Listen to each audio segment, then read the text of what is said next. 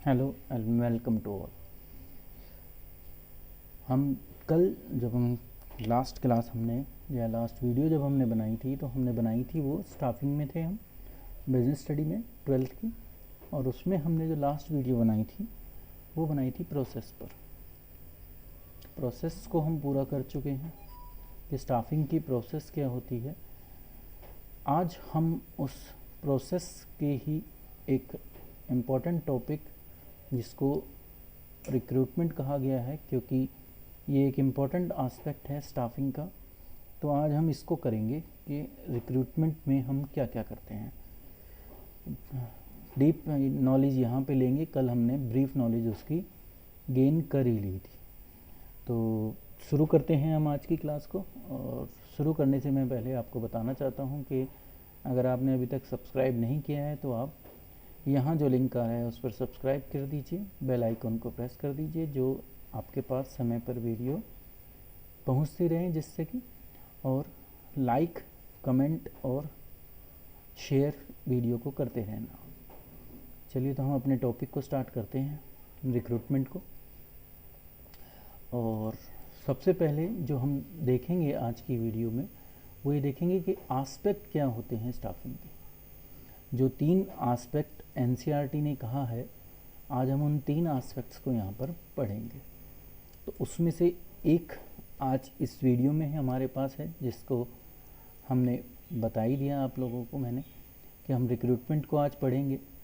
Recruitment के बाद 2 aspect और बचेंगे, एक सिलेक्शन है और तीसरा जो है वो ट्रेनिंग है। तो ये 2 आस्पेक्ट हम अपनी नेक्स्ट वीडियो में कंप्लीट करेंगे। तो आज का जो हमारा कंसंट्रेशन है अभी एस्पेक्ट ऑफ स्टाफिंग में, वो रिक्रूटमेंट पर है।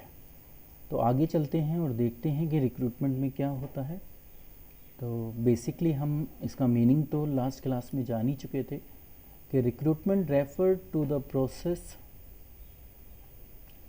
Of finding possible candidate for a job और ए फंक्शन।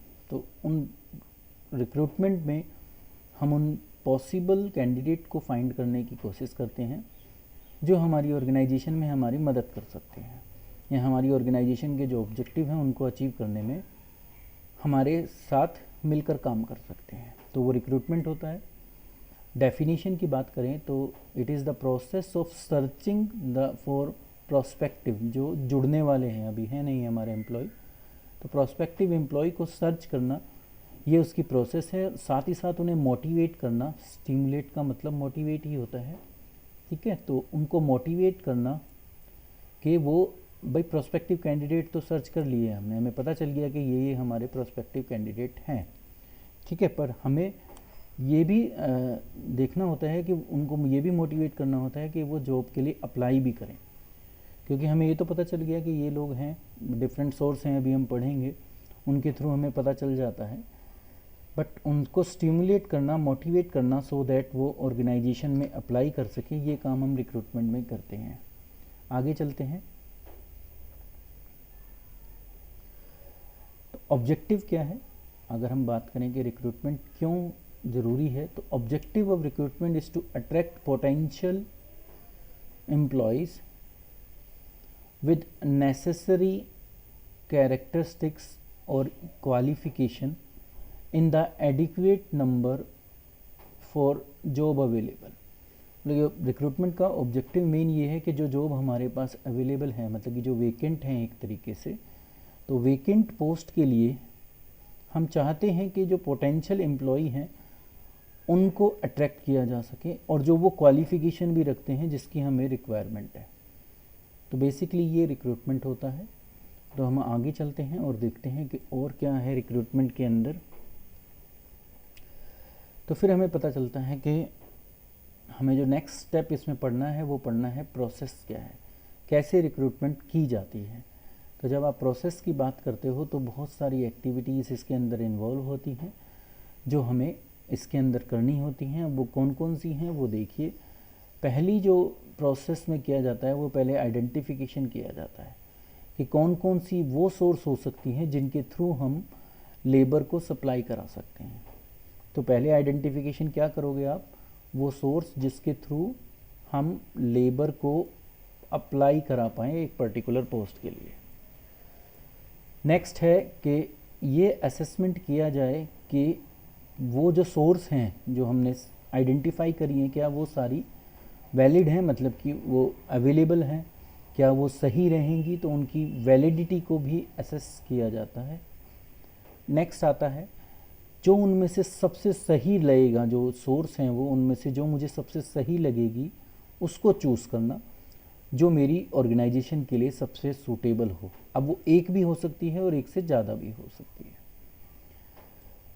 नेक्स्ट, अब हमने सोर्स ढूंढ ली, तो अब हम अप्लाई करवाएंगे, इनवाइट करेंगे एप्लीकेशन के जो प्रोस्पेक्टिव कैंडिडेट हैं वो ऑर्गेनाइजेशन में अप्लाई कर पाएँ जितनी नंबर ऑफ़ वैकेंसी अनफिल्ड है।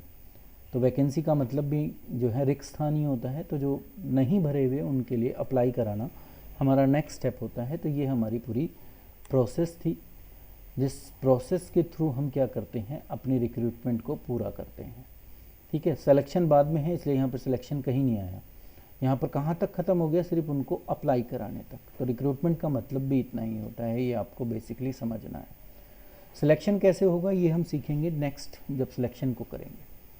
तो अब हम प्रोसेस से आगे बढ़ते हैं और देखते हैं कि क्या सोर्सेस हैं। सोर्सेज को हमने दो हिस्सों में बांटा है। सोर्सेज का मतलब किस, जो भी हमने सबसे पहले पढ़ा था कि आइडेंटिफाई करना कि वो कौन कौन से सोर्स हैं जिनके थ्रू हम रिक्रूटमेंट कर सकते हैं।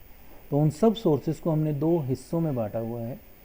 तो रिक्विजिट पोजीशन में be filled up within the organization और फ्रॉम द आउटसाइड। मतलब हम दो तरीके से कर सकते हैं, या तो ऑर्गेनाइजेशन के अंदर से ले लें एम्प्लॉय, और या फिर बाहर से ले लें। ठीक है, तो ये दो सोर्स हैं हमारे पास जिनके थ्रू हम करते हैं। तो इन दो को नेमली, अगर नेमली हम बोलें तो बेसिकली हमने इनको नाम दिया है इंटरनल सोर्स जो ऑर्गेनाइजेशन के अंदर से पूरी होंगी, और एक्सटर्नल सोर्स जो ऑर्गेनाइजेशन से बाहर से आएंगे। तो ये हो गया सोर्सेज ऑफ रिक्रूटमेंट। तो आपको याद रखना है, एक इंटरनल सोर्स कहलाती है जो विद इन द ऑर्गेनाइजेशन होती है, और एक एक्सटर्नल सोर्स कहलाती है। आगे चलते हैं और एक एक को पढ़ते हैं इनको। सबसे पहले जो हमारा आता है वो इंटरनल सोर्स आता है, कि इंटरनल सोर्स कौन कौन सी हैं और क्या उसका मीनिंग होता है, क्योंकि मीनिंग क्लैरिफाई करना ज़रूरी है।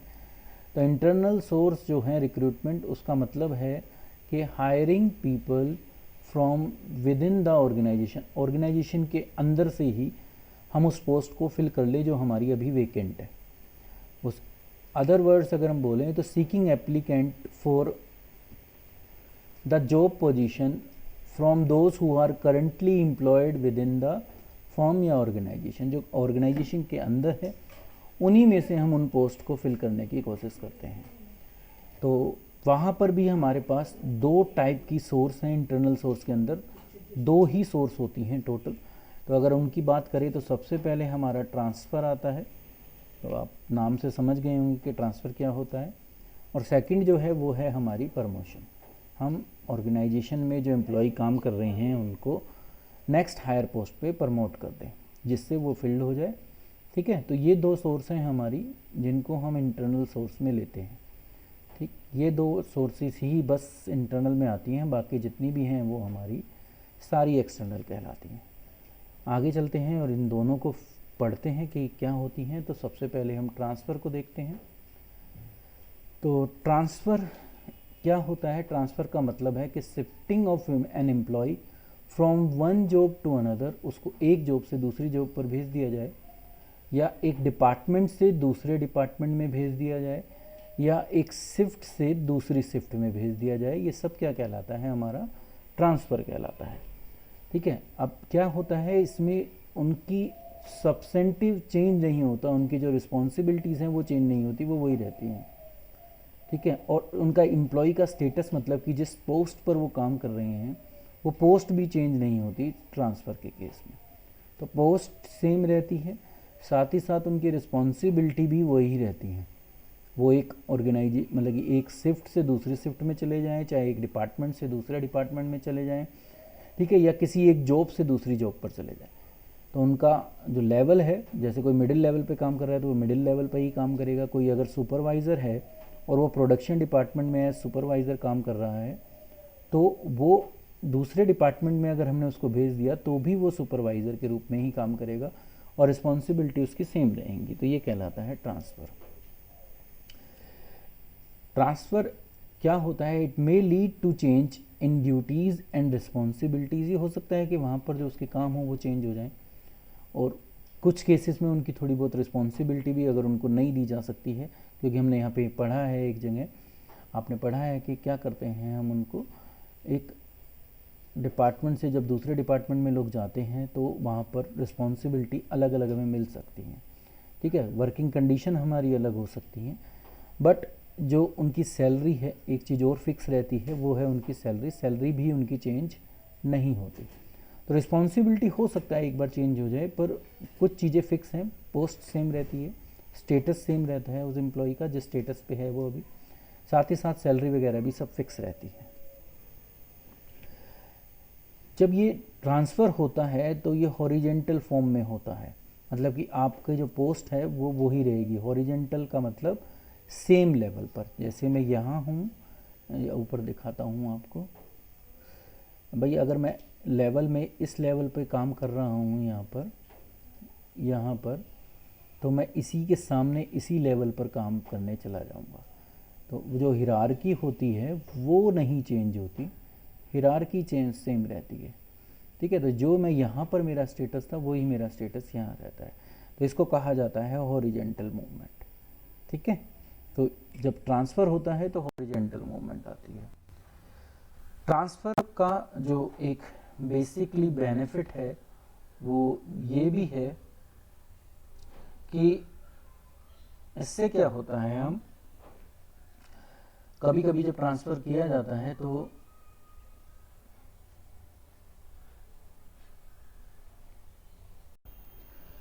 अब हम देखते हैं कि ट्रांसफ़र के क्या बेनिफिट्स हो सकते हैं एक ऑर्गेनाइजेशन को। ट्रांसफ़र क्या होता है ये तो हमने पढ़ लिया, तो हम देखते हैं ट्रांसफ़र से एक ऑर्गेनाइजेशन को क्या क्या बेनिफिट हो सकते हैं। तो पहला बेनिफिट ये है कि अगर कहीं पर किसी भी डिपार्टमेंट में या किसी भी एक प्लेस पर, एक शिफ्ट में कहीं पर भी अगर ओवर स्टाफ्ड है तो उस ओवर स्टाफ को हम सही जगह पर यूज़ कर सकते हैं जिससे उसका मिस यूटिलाइजेशन ना हो। तो एक बेनिफिट तो ये है कि ओवर स्टाफ को में जो टर्मिनेशन होगा उस टर्मिनेशन को हम रोक सकते हैं, क्योंकि ज़्यादा का मतलब है कि हमें उनको टर्मिनेट करना पड़ेगा, तो हम टर्मिनेशन से बच सकते हैं, उनको उस जगह पर भेजकर जहाँ पर उनकी ज़रूरत है। तो जहाँ पर भी शॉर्टेज है एम्प्लॉय की, हम उसको इस तरीके से पूरा कर सकते हैं।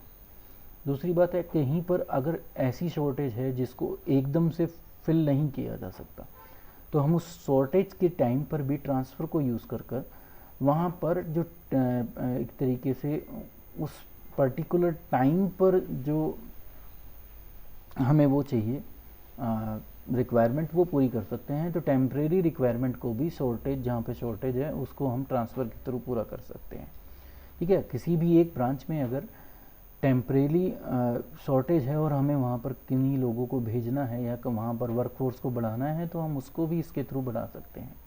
तो शॉर्टेज को भी इसके थ्रू पूरा किया जा सकता है, और ये सिर्फ कुछ टाइम बीइंग के लिए होगा, पूरे टाइम के लिए नहीं कर सकते, क्योंकि वो वहीं पर ही आएगा जहाँ पर वो काम कर रहा है, ठीक है। बट कुछ समय के लिए हम उसको रोक सकते हैं, इतने रिक्रूटमेंट पूरी नहीं होती। साथ ही साथ मैंने बता ही दिया आपको, टर्मिनेशन को रोकता है। उसके अलावा अगर कहीं पर किसी भी टाइप की कोई प्रॉब्लम है किसी एक इंडिविजुअल से, या तो किसी एक इंडिविजुअल से पूरी ऑर्गेनाइजेशन की कोऑर्डिनेशन में इफेक्ट पड़ रहा है, तो उस समय भी ट्रांसफ़र को यूज़ किया जा सकता है। और अगर उस एक इंडिविजुअल की अपनी कोई इंडिविजुअल प्रॉब्लम है तो उसको भी हम इसके थ्रू सॉल्व कर सकते हैं कि भाई वो चाहता है कि मैं यहाँ की जगह वहाँ शिफ्ट हो जाऊँ, वहाँ मैं अच्छा काम कर पाऊँगा। तो अगर इंडिविजुअल की कोई प्रॉब्लम है या उसकी कोई ग्रीवियंस है तो हम उस ग्रीवियंस को भी इसके थ्रू दूर कर सकते हैं ट्रांसफ़र के। तो ये बेनिफिट है इसका कि हम ग्रीवियंस एक इंडिविजुअल एम्प्लॉय की पूरी कर सकते हैं, सॉल्व कर सकते हैं ट्रांसफ़र के थ्रू। साथ ही साथ हम चाहते हैं कि हमारे जो एम्प्लॉई हैं वो मल्टी टास्क करने में क्या हो जाए, कैपेबल हो जाए। तो मल्टी टास्किंग अगर हम चाहते हैं अपने एम्प्लॉई में डेवलप करने के लिए, तो भी हम उसको एक जॉब से दूसरी जॉब में शिफ्ट कर सकते हैं, ठीक है। तो ट्रेनिंग देकर हम उसको नई जो एक रिस्पॉन्सिबिलिटी है उसको भी उसको प्रदान कर सकते हैं, जिससे वो दूसरी जॉब को भी सीख पाए, तो उसका जो लर्निंग एक्सपीरियंस है वो इनहेंस हो। ये भी हम इसके थ्रू कर सकते हैं। ठीक है, तो ये सारे बेनिफिट्स हैं जो हम ट्रांसफ़र के थ्रू पूरे कर सकते हैं। अब आगे चलते हैं और नेक्स्ट टॉपिक को देखते हैं कि नेक्स्ट टॉपिक क्या है।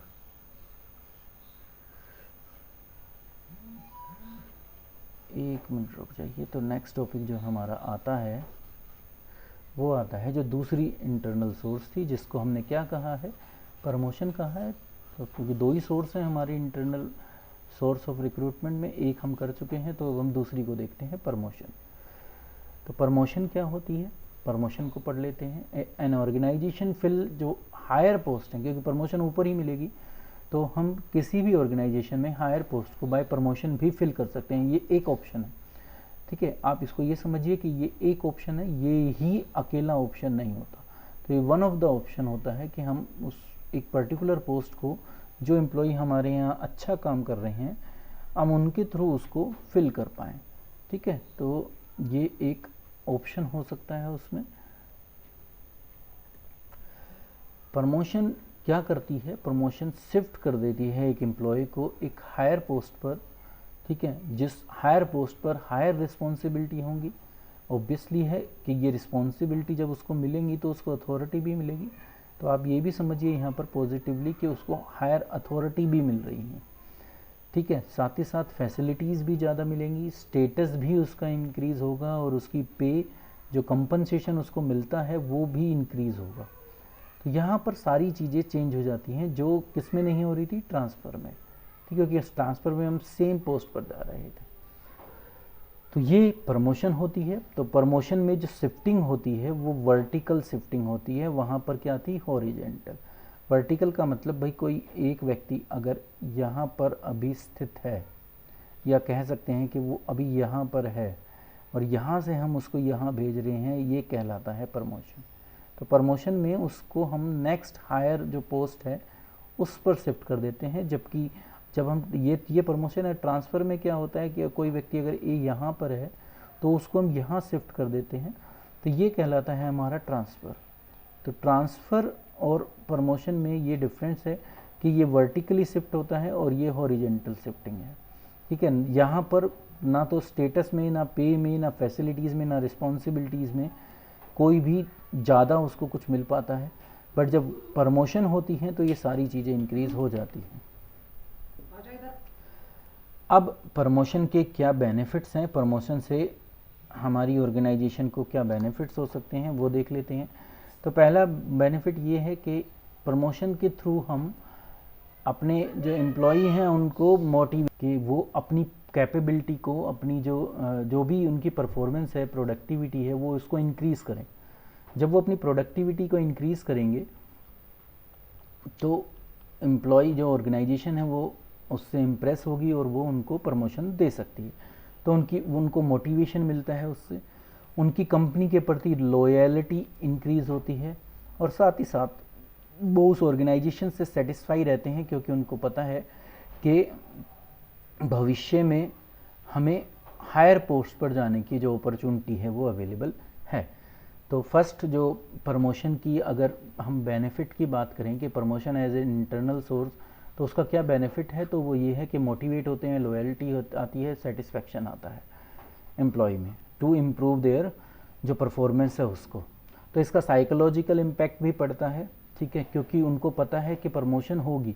कोई व्यक्ति यहाँ पर है अभी, अगर वो प्रमोट होकर यहाँ जाता है तो आप ये देखिए, यहाँ पर ये एक की बात मैं कर रहा हूँ, तो ये पोस्ट क्या हो गई, खाली हो गई, ये पोस्ट वेकेंट हो गई। अब वेकेंट हो गई तो जो इससे नीचे वाले एम्प्लॉय हैं, जो इससे नीचे यहाँ कहीं काम कर रहे हैं, जो यहाँ आना चाहते हैं, यहाँ पर अभी वो हैं, ठीक है, कोई मान लिया व्यक्ति बी है, तो उसको ये पता है कि मेरे चांसेस ऊपर जाने के वो भी इंक्रीज़ हो गए, तो उसको भी प्रमोशन मिलेगी। तो जब प्रमोशन होती है तो नीचे वाले एम्प्लॉय भी मोटिवेट होते हैं नेक्स्ट हायर पोस्ट के लिए। तो ये साइकोलॉजिकल इम्पैक्ट भी पड़ता है कि अगर ये पोस्ट फिल होगी तो ये खाली होगी, इस पर जो नीचे वाला व्यक्ति है वो जा सकता है। ठीक है। तो जो जिस लेवल पर काम कर रहा है, अगर कोई इस समय सुपरवाइज़र पर काम कर रहा है और उसको किसी एक डिपार्टमेंट का या एक डिवीज़न का मैनेजर, एक डिपार्टमेंट का हेड बनाया जाएगा, तो डिपार्टमेंट हेड या एक प्रोडक्ट का हेड बनाया जाएगा, तो ये बात पक्की है कि सुपरवाइज़र की पोस्ट भी वैकेंट हुई। तो जो इससे नीचे वाले एम्प्लॉयज़ हैं वो चाहेंगे, जो यहाँ पर काम कर रहे हैं, अब चाहे वो सेल्स एग्जीक्यूटिव हो, चाहे कोई किसी भी पोस्ट पर काम कर रहा हो, उसको भी ये पता चलता है कि मैं यहाँ पर जा सकता हूँ। ठीक है। तो ये साइकोलॉजिकल इम्पैक्ट भी इससे पड़ता है प्रमोशन से, कि अगर उनकी प्रमोशन होगी तो जो उससे नीचे वाले हैं उनकी भी प्रमोशन हो सकती है। तो ये इनके पॉजिटिव इम्पैक्ट है प्रमोशन के, जिसके बेस पर हम क्या कर सकते हैं, अपनी ऑर्गेनाइजेशन में जो जितने भी एम्प्लॉयज़ काम कर रहे हैं उनको मोटिवेट कर सकते हैं कि वो अच्छे ढंग से काम करें और भविष्य में अपनी जो डेवलपमेंट है, जो कैरियर एनहेंसमेंट की अपॉर्चुनिटी है, उसका यूज़ कर सकें। तो ये 2 सोर्स थी हमारी जो इंटरनल में यूज़ की जाती हैं। अब इंटरनल की क्या मेरिट्स हैं, एक बार हम उनको और देख लेते हैं। उनमें से कुछ मेरिट तो मैं आपको अभी करा चुका हूँ, वो ही रिपीट होंगी। पहली उसमें ये है कि एम्प्लॉय मोटिवेट हो जाते हैं, ये मैं आपको अभी दिखा ही चुका हूँ कैसे हो जाते हैं अपनी परफॉर्मेंस को इम्प्रूव करने के लिए।